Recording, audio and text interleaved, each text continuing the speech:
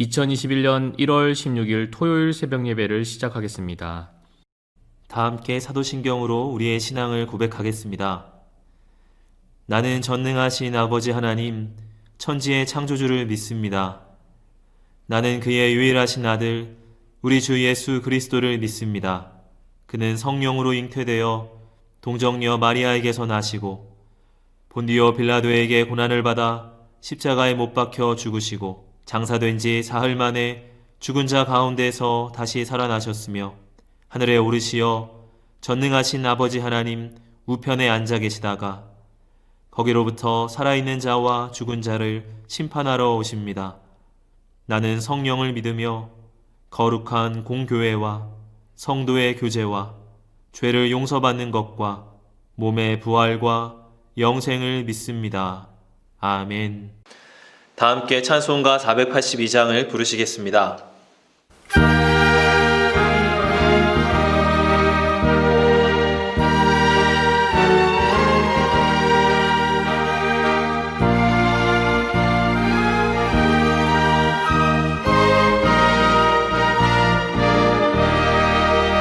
참 즐거운 노래를 늘 높이 불러서 이 세상 사는 동안 주 찬양하겠네. 복 주실 산에 올라 멀리 바라보니 나 건너갈 요단 강 뚜렷이 보이네.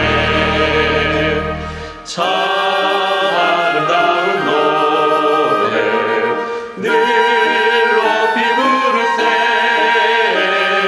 하늘의 소망 주신 주 찬양하여라. 참 아름다운 노래 함께 부르세. 하늘의 기쁨 주신 주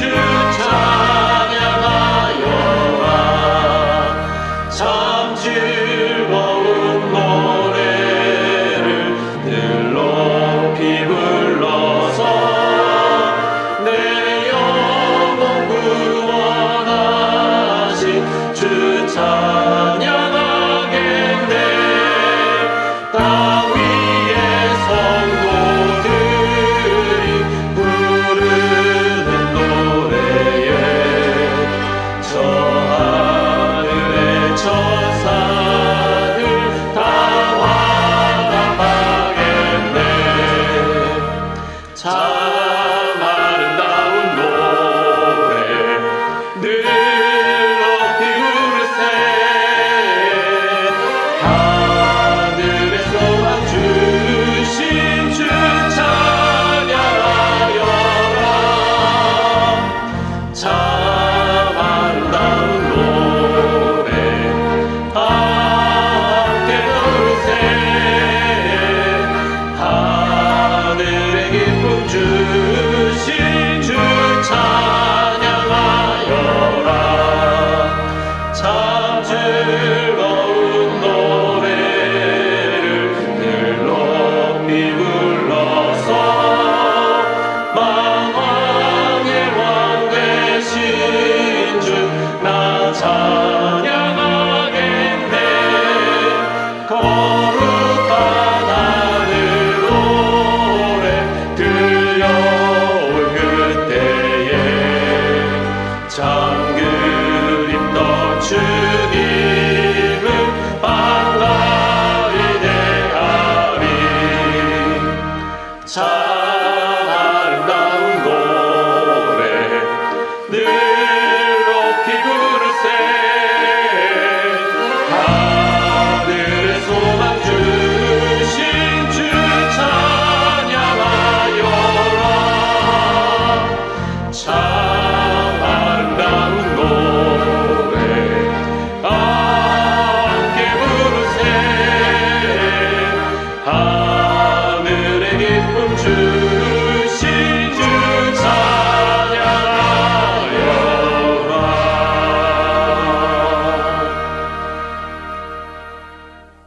시간 다 함께 기도하는 시간을 갖겠습니다.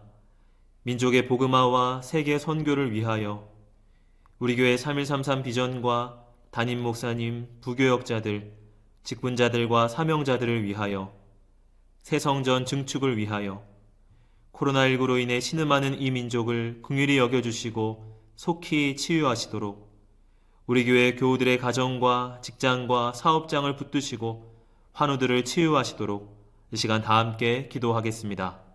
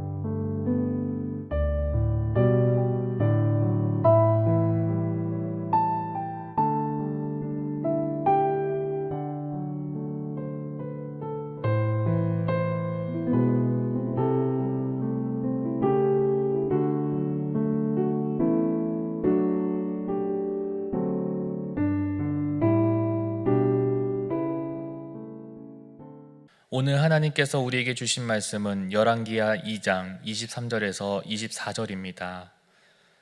엘리사가 거기서 베델로 올라가더니 그가 길에서 올라갈 때에 작은 아이들이 성읍에서 나와 그를 조롱하여 이르되 대머리여 올라가라 대머리여 올라가라 하는지라. 엘리사가 뒤를 돌이켜 그들을 보고 여호와의 이름으로 저주하매 곧 수풀에서 암곰 둘이 나와서 아이들 중에 42명을 찢었더라. 아멘.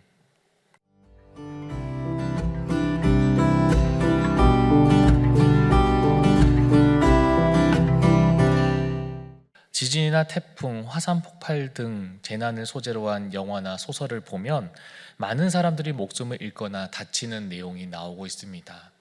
그 중에서 가장 안타까운 장면을 꼽으라고 한다면 단연 어린아이들이 사고를 당하는 모습일 것입니다. 어른들도 감당하기 어려운 상황을 힘없는 아이들이 당한다고 하면 그로 인해서 생기는 마음의 불편함은 차라리 이런 장면은 없었으면 좋겠다라고 하는 생각이 많이들 들 것입니다. 이처럼 우리는 알게 모르게 본능적으로 아이들은 보호되어야 되고 지켜져야 되는 존재임을 누구나 다 동의를 할 것입니다. 그래서 어쩌면 오늘의 말씀은 우리에게 참 불편한 장면입니다. 오늘 말씀에서 엘리사가 베델에 이르렀습니다. 그곳에 사는 아이들이 엘리사를 보고 조롱을 합니다. 대머리여 올라가라, 대머리여 올라가라 할 때에 엘리사가 듣고 있다가 뒤돌아서 아이들을 하나님의 이름으로 저주하는 장면이 나옵니다. 그때에 곰 2마리가 아이들을 죽이는 그러한 끔찍한 장면이 오늘 말씀에 기록되어 있습니다. 성경을 보면 예수님께서 어린아이들을 얼마나 좋아하시고 기뻐하시는지에 대해서 많이 나와 있습니다. 하나님의 나라는 이런 어린아이들의 것이다 라고 말씀하셨고 어린아이들이 내게로 오는 것을 막지 말라고 그렇게도 말씀하셨습니다. 그런데 왜 성경은 아이들이 한 명도 아니고 무려 42명이나 끔찍하게 목숨을 잃는 장면이 여기에 나와 있을까요? 왜 열왕기서에서는 이 장면을 굳이 기록할 수밖에 없었을까요?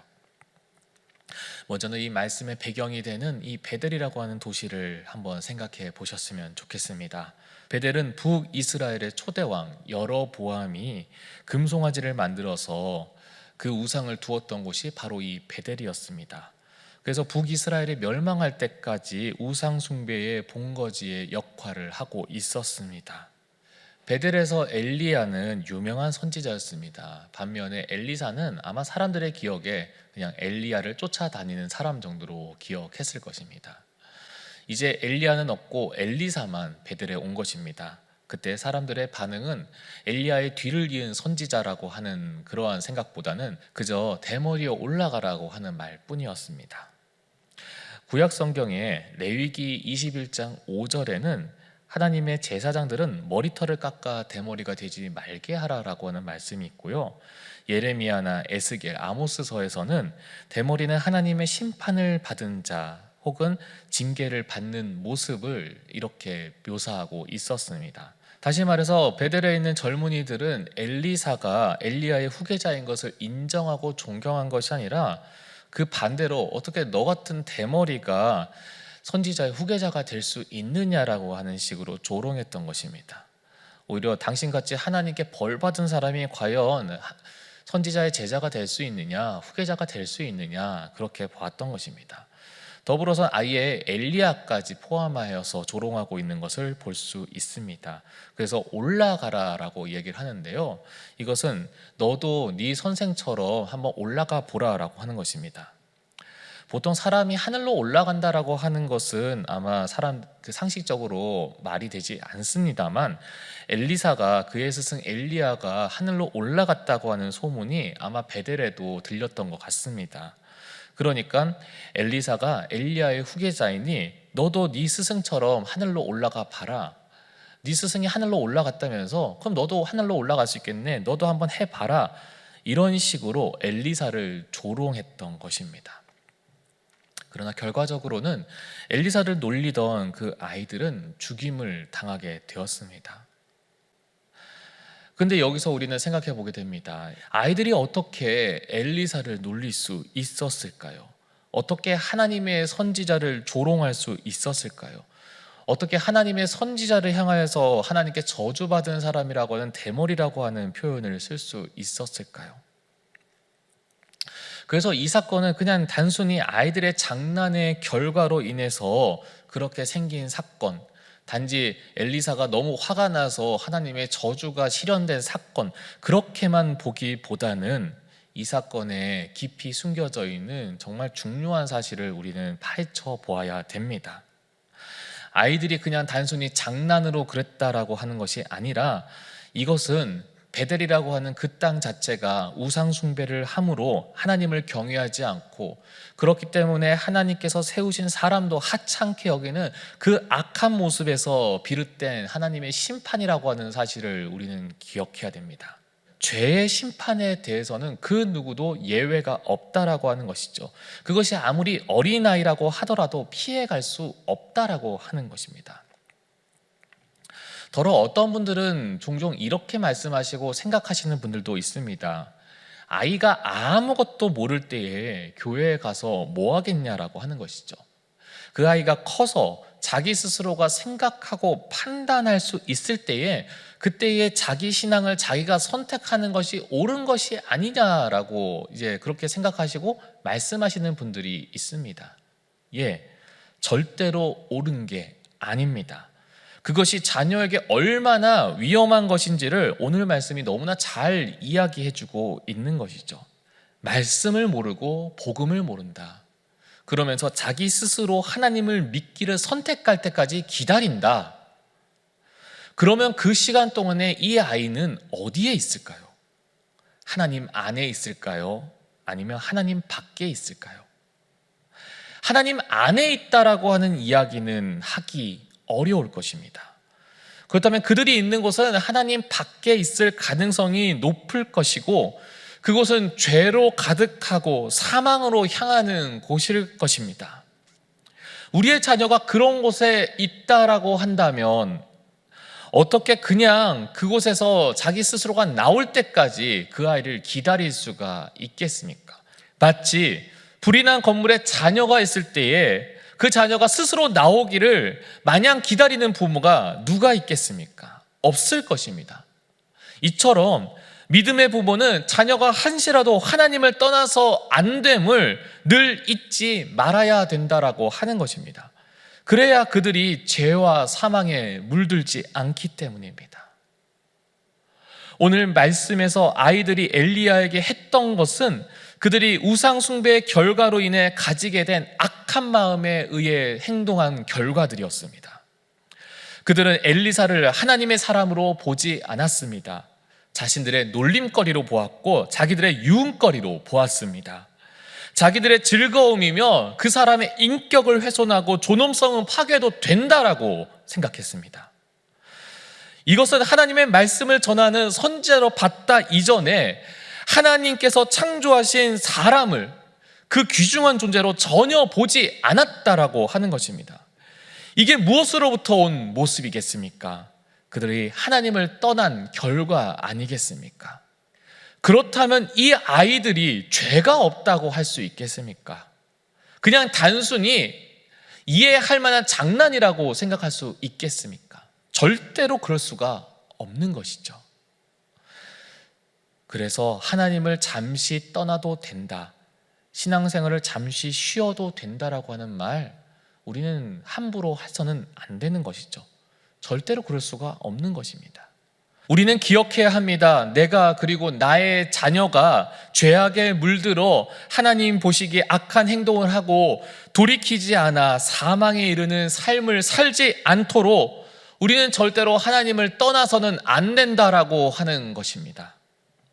그래서 우리의 믿음 생활을 방해하는 것들을 경계해야 됩니다.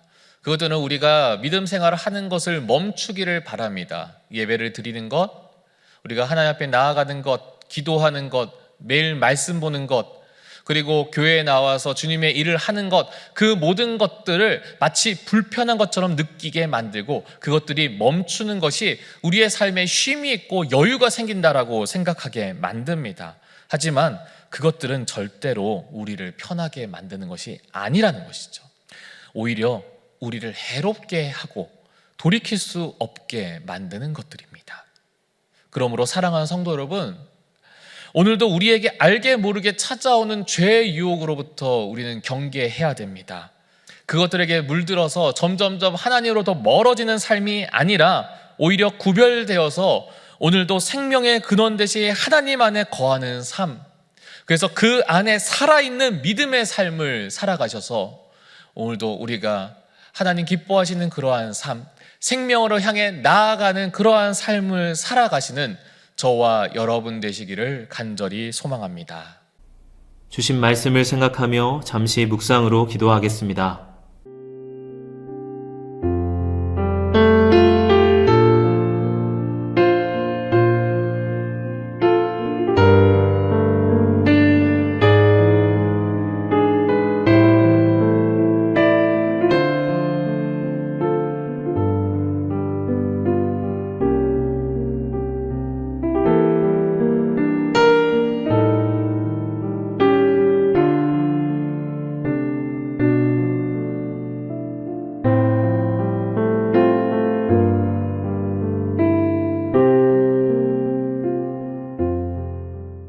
다 같이 주기도문으로 예배를 마치겠습니다.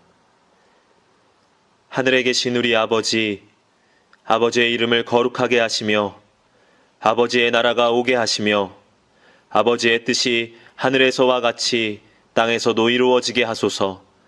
오늘 우리에게 일용할 양식을 주시고 우리가 우리에게 잘못한 사람을 용서하여 준 것 같이 우리의 죄를 용서하여 주시고 우리를 시험에 빠지지 않게 하시고 악에서 구하소서.